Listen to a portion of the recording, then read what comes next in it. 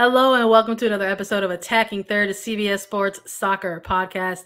I'm Sandra Herrera, lead NWSL writer for CBS Sports, joined today as always by my colleague and co-host Lisa Roman, NWSL analyst and broadcaster.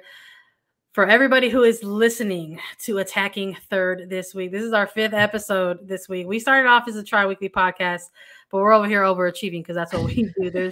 There's CBA content to cover. We're celebrating that all week. We might honestly be celebrating it all month, and a ton more news around women's football throughout the world. So we're coming at you with a news and notes episode for you all, along with some reactions to the SheBelieves United States Women's National Team roster. But before we get into all that, a quick reminder to follow us on Twitter for all breaking news at Attacking Third. And if you're listening to this as a podcast, please give us a 5-star rating and review. It takes just a second, and you can do that on either Apple Podcasts or Spotify. So hit us with 5 stars on Attacking Third's page, and that helps us out so much. So thank you. Lisa, are you ready to get into all of this? We've got a lot to cover. When we were content planning, we were like, we got to talk about this, and then we got to talk about that, and then we got to talk about this and that, and this and that. Yeah. And now here we are. There is so much to chat about, but we talk a lot off air, Sandra, and I can't believe I didn't ask you this. How's the snow in Chicago right now? Are you buried? Yeah, a lot, actually. Thanks for asking and checking on me. I would have to say I'm not a meteorologist by any means, but if I have to do the eye test, which we talk about a lot in soccer, if I had to do the eye test, I would say it's a lot. Snow is winning in terms of possession of Chicago right now. It's been a lot of snow. It's been have had to do some shoveling, and I am feeling it, but that's okay. That's part of being from here, I guess. It's a different kind of workout when you get that shovel out, but hopefully you're staying warm, cozy, drink some hot cocoa. Yeah, I'm excited to talk about this. We have U.S. Women's National Team SheBelieves Cup roster drop that happened. Lots of buzz around that. Some media availability with head coach Vlatko Andonovski to kind of touch on and give listeners a little bit of insight on what happened there and his thoughts behind the rosters and all of the players he named. And of course, Sandra, I get to do it with you, our 5th time this week. Why not? Let's keep it rolling. Overachievers. And also we just enjoy chatting about soccer. So we're just like, let's do it as often as possible. Let's jump right into it. SheBelieves Cup gonna be taking place very, very soon. It's gonna kick off on February the 17th and run through February 20th. United States is going to be hosting Czech Republic, New Zealand, and Iceland. It's gonna start in Carson, California, and end in Frisco, Texas on the 23rd. There's a lot to get through in terms of just the roster itself here. And just so people are aware of who's on it, I want to rattle off some names for everybody. So get ready for the roster coming at you by position. We've got goalkeepers with 3. Aubrey Kingsbury, formerly Bledsoe of Washington Spirit, Casey Murphy from North Carolina Courage, and Alyssa Nair from Chicago Red Stars are running out the goalkeepers with 3. Defenders are 8 total for the core here. It's Alana Cook out of OL Reign, Abby Dahlkemper, San Diego Wave FC, Tierna Davidson, Chicago Red Stars, Emily Fox, Racing Louisville FC, Sofia Huerta from OL Reign, Kelly O'Hara, Washington Spirit, Emily Sonnet, Washington Spirit, and they're welcoming back Becky Sauerbrunn into this camp from Portland Thorns. For midfielders, 7 to round out the core, Morgan Gautrat, Chicago Red Stars, Lindsay Horan, Olympique Lyonnais. And then there is Rose Lavelle, OL Reign, Katerina Macario, also Olympique Lyonnais, Chrissy Mewis, New Jersey, New York, Gotham FC, Ashley Sanchez, Washington Spirit, and Andy Sullivan, Washington Spirit as well. And 5 forwards that we are going to be witnessing in this tournament. Ashley Hatch, Washington Spirit, Mallory Pugh, Chicago Red Stars, Margaret Purce, New Jersey, New York, Gotham FC, Sophia Smith, Portland Thorns FC, and Lynn Williams out of Kansas City Current. I gotta say, 23-player roster when it dropped.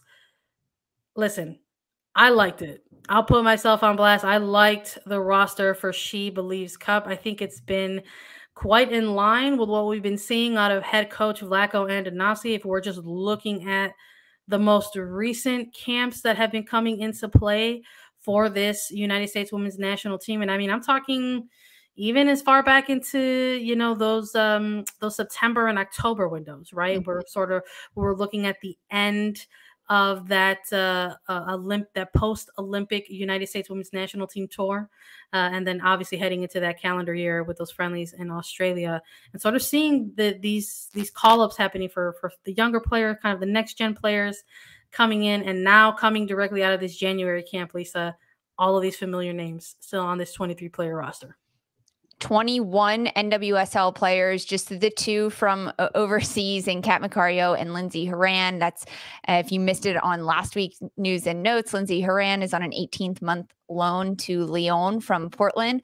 That happened on January 27th. So now she's no longer in the NWSL for this roster. But you said it best, Sandra. This is a lot of new names that maybe haven't seen a lot of time in game minutes, a lot of fresh faces, but really good. I like this because this is really turning a new page. There's a few names that are left off this list that we definitely have to talk about, but a lot of these players that are called into this camp are players that really deserve it. I mean, even a player like Morgan Gautrat, midfielder out of Chicago Red Stars, she wasn't initially called into the January camp.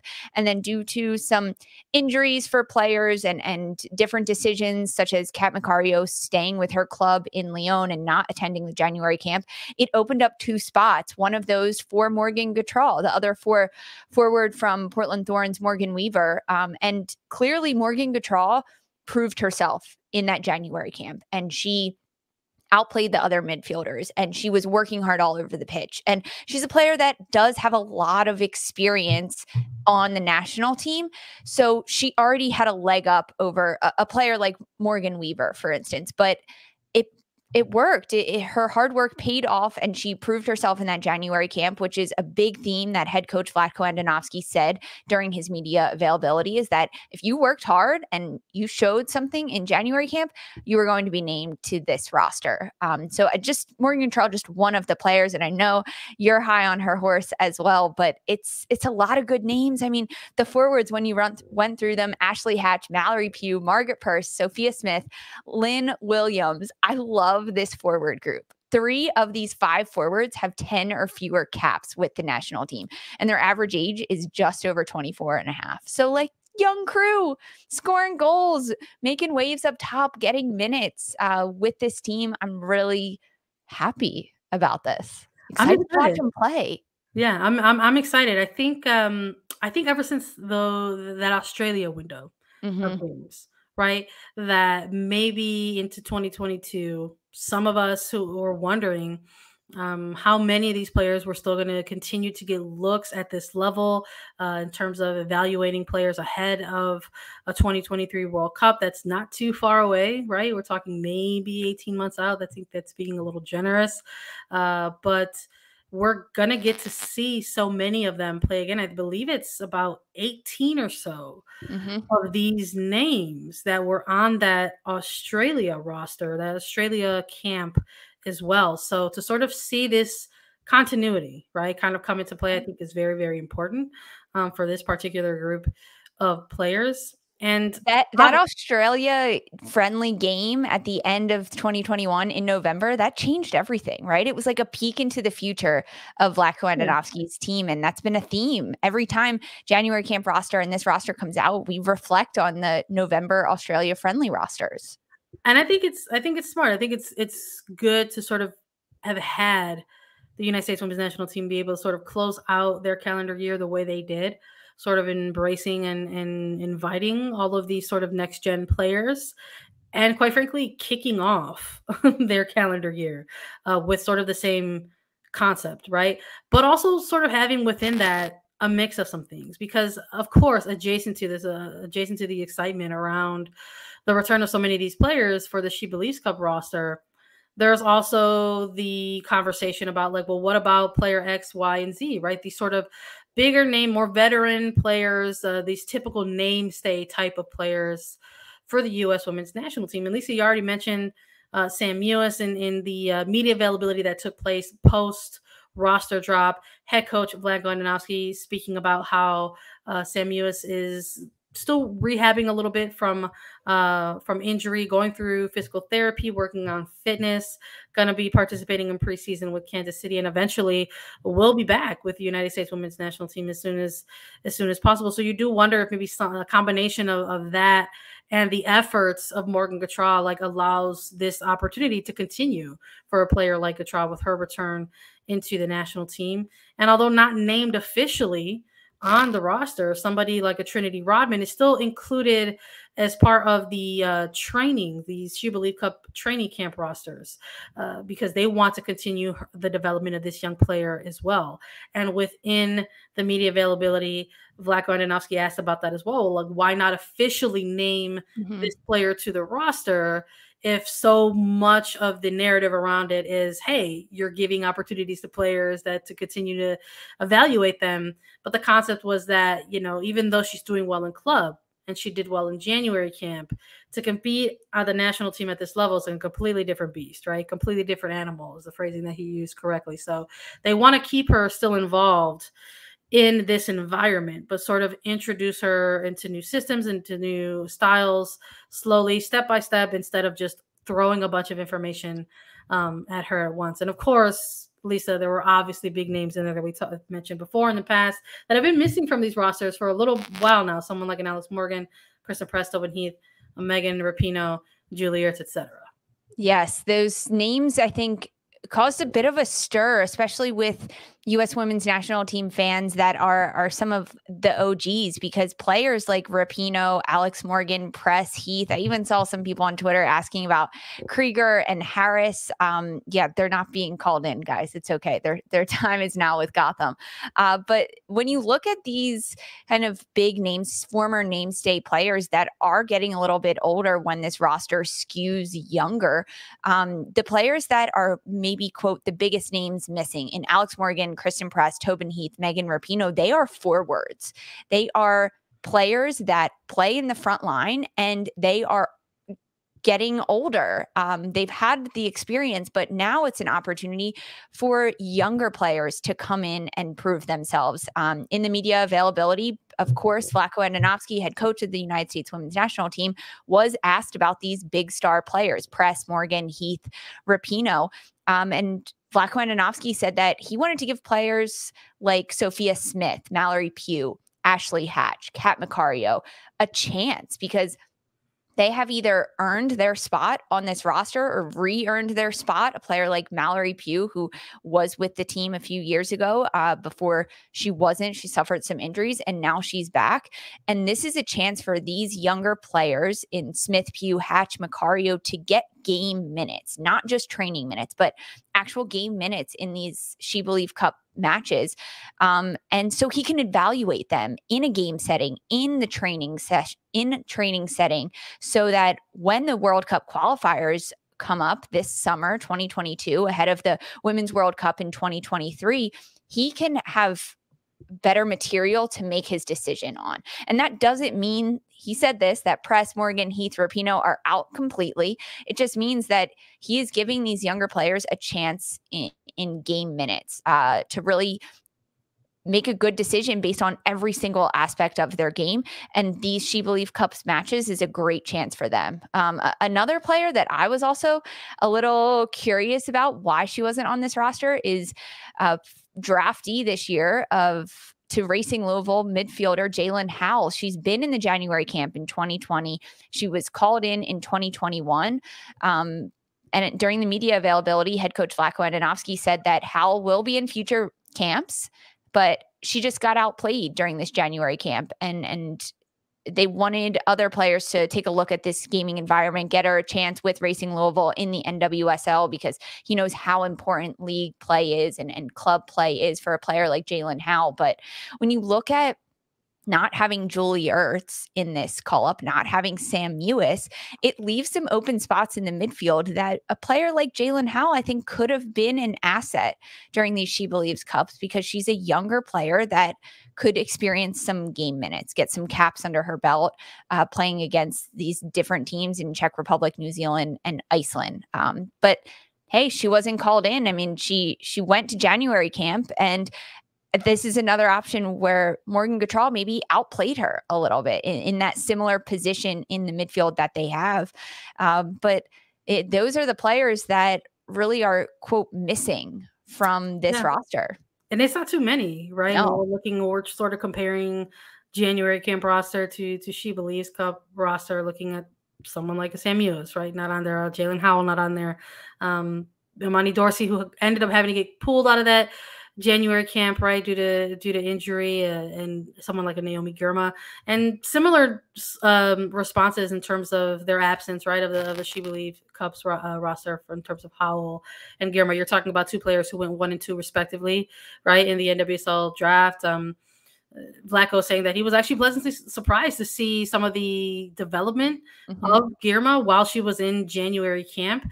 But similar to Howell, they want to see them thrive in an NWSL market and in NWSL matches, and sort of see their continued development there throughout the league. And for Dorsey, again, somebody who still has to get back in to preseason grind with Gotham to sort of rehab her injury and get fit and healthy again before getting called back into something like a SheBelieves Cup or something with a competitive camp that's going to have actual fixtures attached to it, you know. So there was a lot, I think, within the availability that came sort of post roster drop, you know. And I think probably the biggest thing about it that people are maybe latching onto is the fact that, you know, Vlatko is sort of talking about how the importance right now of having these types of rosters for these types of opportunities, for these types of fixtures, right? The games that are coming into play that happened at the, you know, to cap off the 2021 calendar year and now to kick off 2022. And that the conversations with the veterans haven't necessarily changed. That it's just like, you're not in this camp, keep working on what you're working on, and we'll see you back into future camps. And every situation is different, right? Because every player is different. Everyone's human and they're all individuals. So whether it's somebody, you know, like a Julie Ertz, where there's been conversations about like what's going on with the knee injury, like what's happened, you know, post Olympics, you know, see what happens there. Talking about the conversations there, just having to get back into market and having to play things. And I think that would echo similar for somebody like a Tobin Heath, right? Who had to kind of work back from some injury and is just now starting to get some extended minutes with Arsenal. And I'm sure, you know, once you're sort of getting that time with your club, you're going to get back into the mix with the national team. And then you got to have sort of, I think, that give and take, right? You got to have sort of that mutual relationship. I mean, we have somebody like a player like Kristen Press who actually said, you know what, I need some time away. Yeah. You know, I need some time away from playing soccer. Like for me, I'm choosing me. And you got to have a certain amount of trust with not just yourself, but with your coach to sort of ask that and say like, hey, I need this. And there has to be the equal amount of trust from your coach to say like, you know what, do you? And then when you get back into to marketing and playing, we're going to have another conversation and you'll get back into the mix. So, I don't know. I think people like to get real fixated on maybe who is or who isn't in to the rosters, especially when it comes to those like experienced players, you know. And sure, of course, they've been with the team a long time. I thought it was very important that he kind of painted the picture and that, listen, like these are players who have literally won everything they could have possibly won at this level. And like, this is actually a really good window of time to not evaluate them because I know what they're about, but I don't know what these players are about yet. So it's going to be interesting to see. Vlatko almost has to like bring the fans and the media back to reality. Like, yes, they won it all. They've won gold. They've won a World Cup. Like they've traveled the world and done all of this already. One thing that I want to look at and dive a little bit deeper, and I'll try to summarize it as best as I can, is all the caps for this current roster that he does have called in. I mean, we start with Becky Sauerbrunn as the center back, the captain of this squad.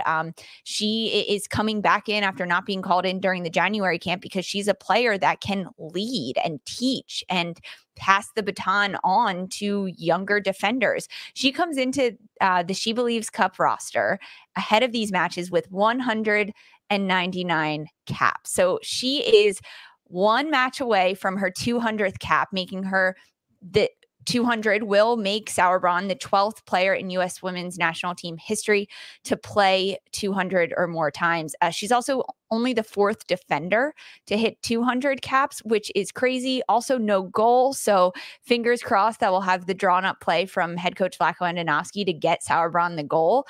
We'll see, though. Alyssa Nair, goalkeeper for Chicago, she is called in. This is her first game roster since the Olympics when she got injured in that semifinal match in early August. She is back into this, which is really, really promising. So it's almost like the trade-off for Sam Mewis not being there, Julie Ertz not being there potentially due to injury for both of them. Even Amani Dorsey you can throw into that injured camp, but Alyssa Nair is back on this list. There's also, when you look at caps and age and experience, only 3 players with 100 or more caps, 9 players with 60 or more caps, 10 players with 12 or fewer caps, and 6 players that are only in the single digits heading into these games. And when you look at the one player that is uncapped, it's goalkeeper Aubrey Kingsbury, formerly Bledsoe. And I love this. A goalkeeper, so we have Alyssa Nair, who played in the Olympics already. Casey Murphy, who got her first call up at the end of 2021, played in both of the Australia friendlies and played lights out. 2 of her best matches ever. And that really set the tone for 2022 and 2023 for her career. She calls into January camp and now called into the SheBelieves Cup roster. And then there's Aubrey Kingsbury, who was 2021 goalkeeper of the year, won the NWSL championship with Washington Spirit.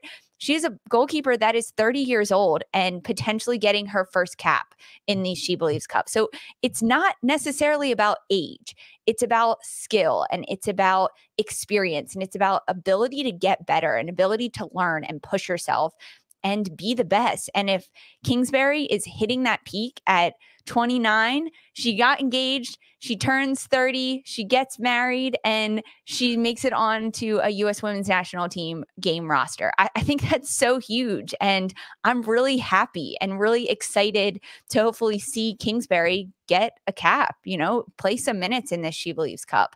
I like this. And I love to touch on the goalkeepers, right? Like, it's so fun. We say it all the time. So we're big fans of defense here, and by extension, that includes the goalkeepers. It's going to be interesting to see. I'm with you.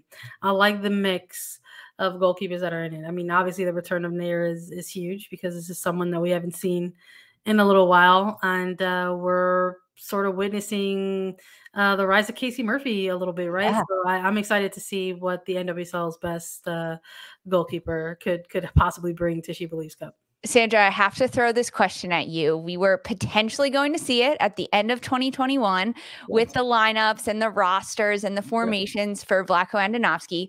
Cat Macario called in as a midfielder in this crew. Can we see her? Will we see her? Do you expect it, and predictions to see Cat Macario as a false 9?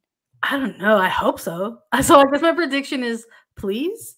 Question mark. My prediction is please. I would love to see it. I mean, the fact that it was sort of teased, right, before in the previous camps, but it just didn't come to light just due to injury, right? And then there were no games centered around January camps, and Macario also was not part of that January camp due to some important games that were taking place with Olympique Lyonnais, I think specifically against Paris Saint-Germain. So she was not available for January camps.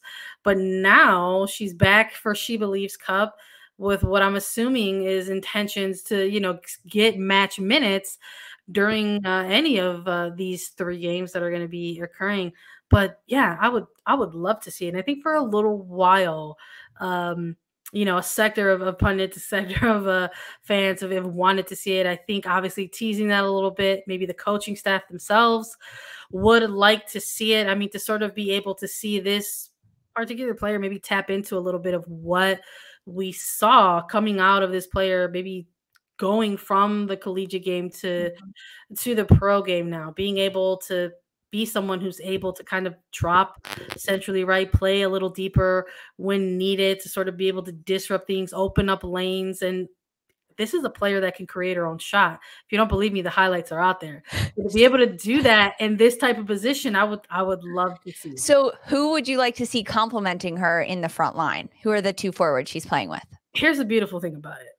These 5 forwards that are called into this SheBelieves, I don't care. any one of them. Honestly, I would love to see it. So there's 3 games. Let's mix it up. Let's do it. But I think, to maybe start off to maybe get that first kind of look at it. I wouldn't hate it if it was, somebody like a Sophia Smith, and then maybe somebody like a Lynn Williams, just to sort of see the start in this one. But maybe somewhere along the line we'll see like a different combination of that. Maybe it'll be like a Macario and a Williams and a Hatch, or a Macario, a Purce, and a Hatch. I would love to see any combination of that. I would too. I hope so. And even in the midfield, seeing who Macario can complement with. I mean, I think we'll see Rose Lavelle in there alongside Macario as well. I like that Ashley Sanchez got called into this camp. Clearly, she did well in January during that training camp there. But okay, I'm excited to see who he throws up top. And I think we're going to get Cat Macario as a false 9. I do. He teased it before. Well, what is he doing? Just playing with our heartstrings? I mean, I'm sure there's a lot of people who feel personally attacked from Margaret Andonovski, but I'm not one of them. I'm just here to see what happens and develops in front of us. And I'm sure we're going to be keeping our eyes on SheBelieves Cup along the way, because it's coming. It's coming quick. It's going to be here sooner than we know it, for sure. But that's not it. We've got some more news and notes to get through for everybody on this episode, specifically impacting NWSL, and talking a little bit about the Women's Asian Cup. We're already going to be taking a look at the 2 finalists for that tournament. We've got all that and more in the upcoming break, and we'll be right back. All right, let's get into it. Let's start probably the biggest thing that we got to talk about to the top of this news and notes segment. Let's talk about Trinity Rodman and the Washington Spirit. Trinity Rodman coming off of an epic Rookie of the Year, NWSL Championship winning type of season for Rodman with the Washington Spirit. Officially signs a 4-year deal with the Spirit, and it was reported that the 4-year deal could reach $1.1 million in terms of the overall contract. The announcement was made just 2 days after the NWSL CBA was announced. I believe it was via the Washington Post, but huge for this, epic. I think big for this player, big for the league. And believe it or not, maybe in 5 years, we're probably going to say maybe not enough. I know. This is huge. I mean, especially when you read the headlines, it's a $1.1 million deal over 4 years. And I think that million is what catches everyone's eye. And this comes just a few days after the first CBA in league history is ratified and passed, allowing a little bit more flexibility in the salary for a player like Trinity Rodman, who was 2021 Rookie of the Year, a forward with Washington Spirit, 19 years old. She skipped college and came right to the professional game to be the player that actually makes one of the richest NWSL salaries and contracts in NWSL history is huge. When you look at the numbers a little bit, this season, the NWSL maximum salary is $75,000, but teams are also able to use allocation money in order to boost those individual salaries. So previously, Kristen Press, she signed one of the largest deals in league history with Angel City just recently. That was reported at $550,000 over the 3 years. And now we have Trin at 1.1 million over 4 years. This is huge, right? Like, this is the future of the league and the future of salaries and the future of free agency for these players to be able to negotiate and make these contract deals. And Sandra, when we spoke with former players, Yael Averbuch-West and Lori Lindsay, about the salary cap, they both said, of course, the minimum isn't enough still. But when you see contracts like this, it proves that we're getting there, where these players are getting closer to what they deserve. I mean, Trinity Rodman, 19 years old, and she is one of the top players in this sport. And she is nowhere near her ceiling because she is so young and because she's only 1 year into the league. I like love this for her. And I love that she's staying in Washington, right? Like this is great for the team, for the club, for the development after all of the drama off the field and in the front office for the Spirit to have this consistency and a player to really hang your hat on over the next 4 years, because you know that Trinity Rodman is only going to get better, especially if she keeps getting called into the national team camps, right? Like play alongside the best and you're just going to keep getting better. Yeah, absolutely. It's, I just keep thinking about that, the NWSL championship final, the post game that took place, getting to chat a little bit with the head coaches and players and asking like somebody like a Kelly O'Hara, like, oh, is talking about the Spirit in 2021 is a team of, a team of destiny. Like, is that going to be converted to like a team of dynasty? Like, and it's like you can't look too ahead of it, which is what Kealia O'Hara said. But it's got to start somewhere, and it started with them winning a championship. And now I feel like this is maybe just an extra piece to that. We're talking about not only locking in a player with a historic contract, but you're talking for over the next 4 years. So guaranteed a player is going to be with this particular club as she continues her development, with this specific market. So I think if you're a Spirit fan, seeing news like that, you're thrilled to know that you're going to be watching Trinity Rodman involved with the Spirit for the next, several years. It's an exciting time, I think, for the Spirit franchise indeed. Some more news to report about for other franchises. Chicago Red Stars, shout out to my friend, homie, and colleague Claire Watkins, reporting that Kealia Watt did in fact tear her ACL and is currently recovering. So she is not currently in preseason with the Chicago Red Stars, confirming that she did tear it during the NWSL semifinal last season. During the 28th minute, had to come off of the pitch, and according to the club, is doing her continued rehab at home and will, quote, join the team when she is ready. So, there's no ifs, ands, or buts about it. Just a huge, huge loss and huge blow to the Chicago Red Stars. I know we've talked a lot about their offseason this year, and I'm sure going to take a deeper dive when we start doing our team previews. But it's a shot to the roster and the forward cord specifically.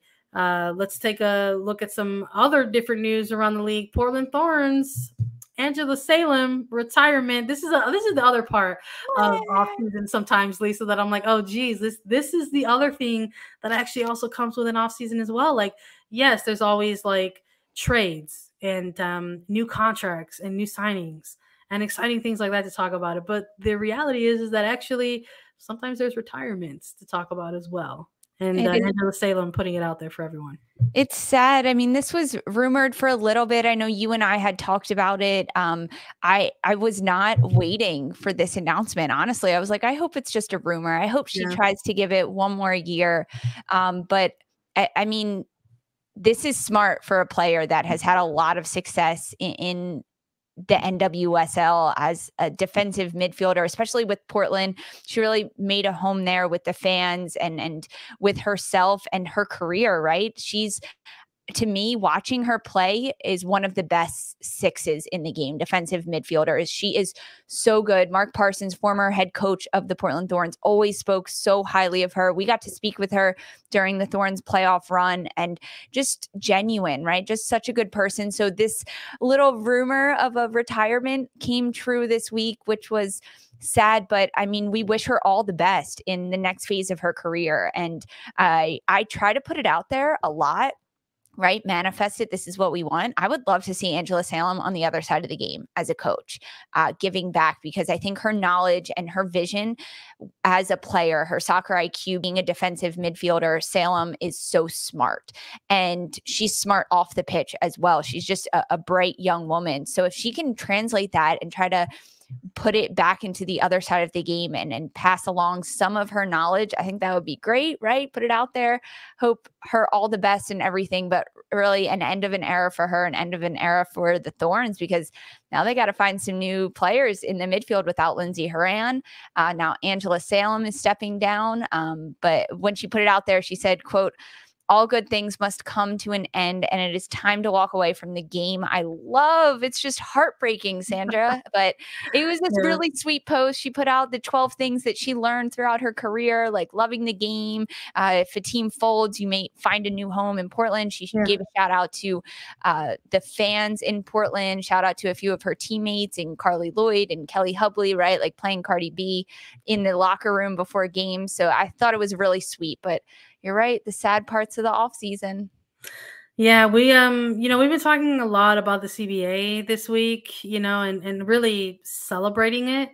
And when this retirement hit, it just sort of hit in a different way, because it just is like coming within this week where all of this like epic stuff was happening, and it just sort of just all comes full circle. I think we've been talking a lot about the fact that the PA made their announcement with like a thank you at the end of their announcement to so many players that came before them, and hope that they made players proud.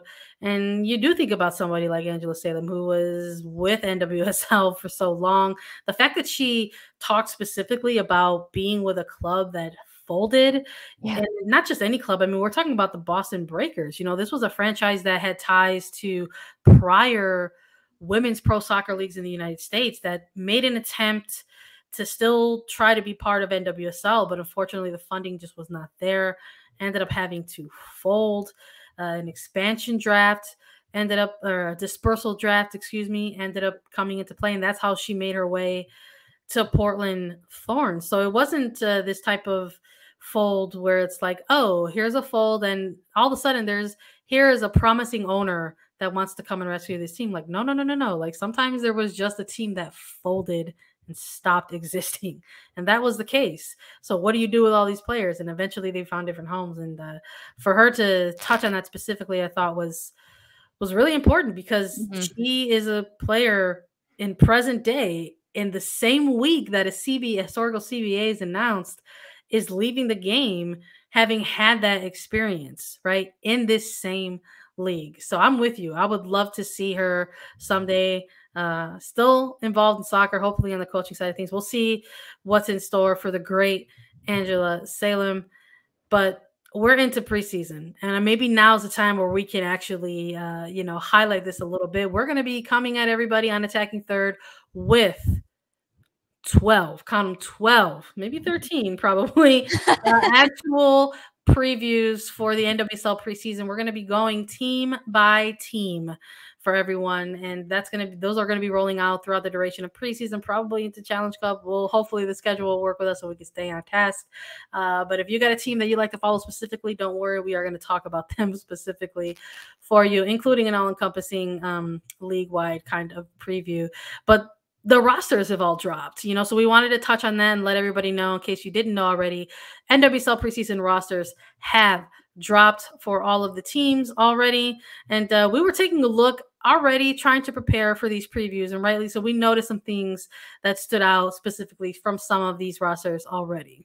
We did. One of them being on the San Diego roster. Well, Mana Shim, she is on the roster as a non-roster invitee to San Diego Wave FC. So she's in preseason. She is competing.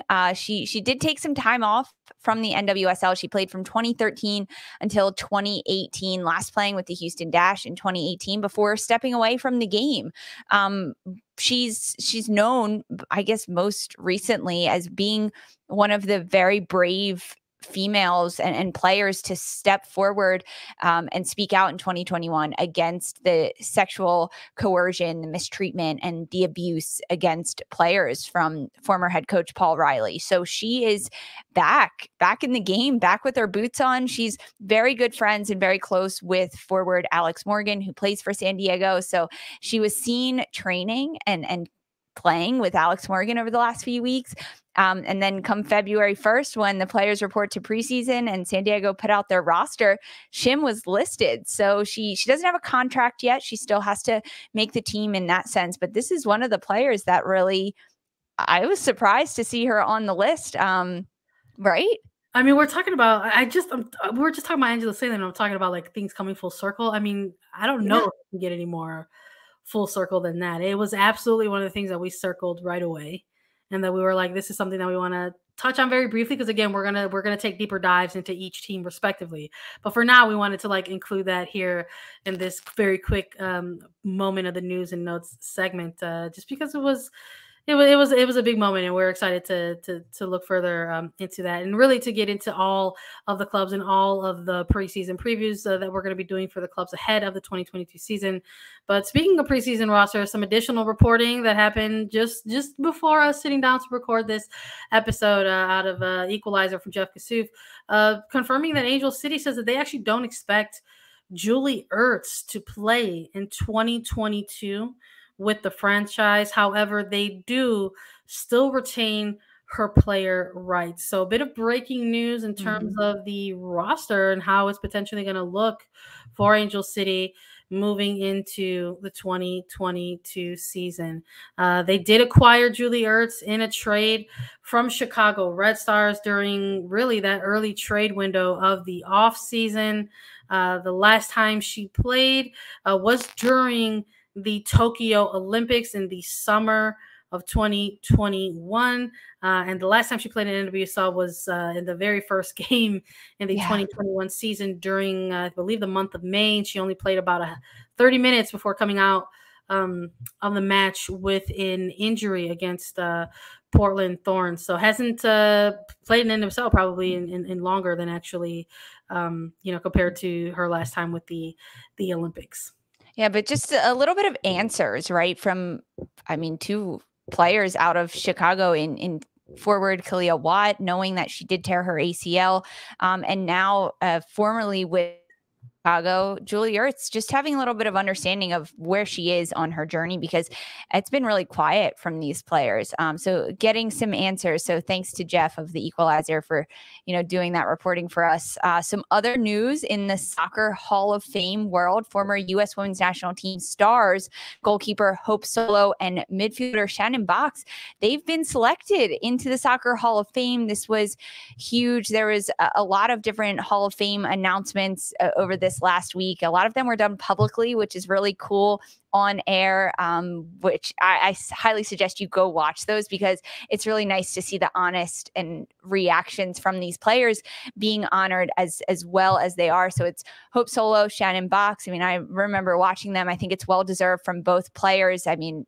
Hope Solo on the field and in goal, unstoppable, right? Like, she had so many incredible moments, and Shannon Boxx, one of the players that really built the U.S. Women's National Team and built the midfield sixth position as she did.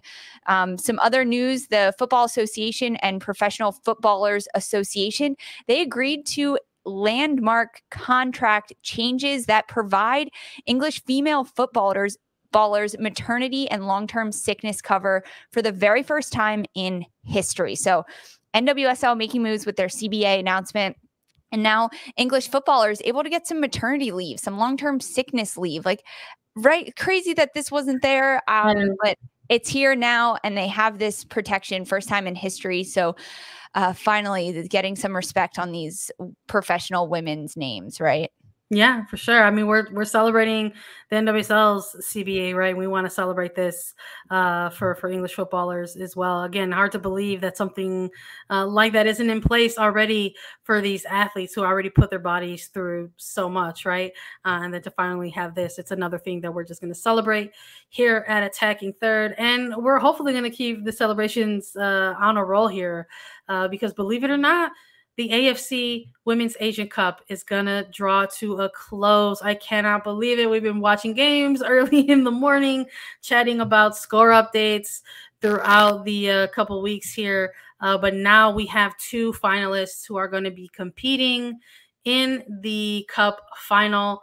It's going to be China taking on South Korea. The quarterfinals happened on January 30th, with the semifinals just taking place really as for us so this morning, but taking place on Wednesday. And then now we're going to be closing out on February the 6th. But within this specific cup tournament, there was also the potential for teams to qualify for the 2023 World Cup. And we started to see those slots get clinched with quarterfinal performances. So we're talking about Japan, China, South Korea, the Philippines, punching their tickets to the 2023 World Cup, coming off of quarterfinal victories and then participating in the semifinals. And there is still a 5th World Cup spot up for grabs. So what is happening right now, adjacent to these semifinals that just took place, adjacent to this cup final that's going to take place on February 6th, is there's a round robin style tournament taking place alongside this competition still between Vietnam, Chinese Taipei, and Thailand. And they are competing for a 5th World Cup spot. Yes, this is huge and so exciting.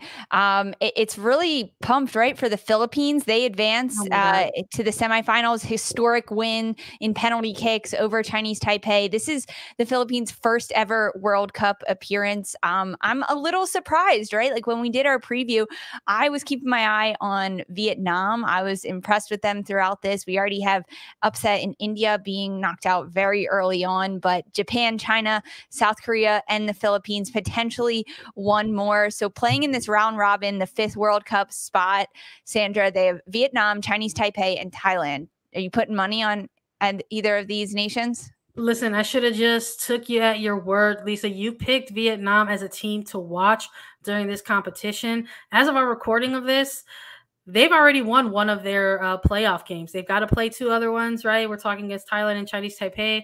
But the fact that they've got to play another one against, I believe, Chinese Taipei. But the fact that they've got one already puts them in such a good position to possibly clinch that 5th spot. So we'll see. We're going to keep an eye on it. We're going to keep an eye on that round robin tournament. We're going to keep an eye on the cup final to see who is going to claim the title. It's going to be history making. It's either going to be China returning to their glory, right? The Steel Roses returning once again to the top of the mountain, making their return to the final. Last time they were in it was in 2008, but they were the runners up then. And this is going to be historic for South Korea. It's going to be their first ever appearance. So it's going to be a history-making day, no matter who is coming out on top. Everybody, you can watch that championship final on February 6th. You can catch all AFC Women's Cup matches on Paramount+. If you've missed any of the games, you can catch full highlights on Attacking Third. Visit youtube.com/Attacking Third. That's it. We've had so much for you. I want to thank you all for listening. As always, if you've enjoyed what you heard, you can follow us on Twitter @Attacking Third. We're on Apple Podcasts, Spotify, Stitcher, anywhere you listen to your podcast shows. You can leave us a 5-star review on Spotify now. And if you have any questions for us, leave us a 5-star review on Apple Podcasts with the question, and Lisa and I will answer it during our mailbag segment. We're also available as video, so please subscribe to us on YouTube. Visit youtube.com/Attacking Third. And we'll be back on Monday. For Sandra and Lisa Roman, this was Attacking Third.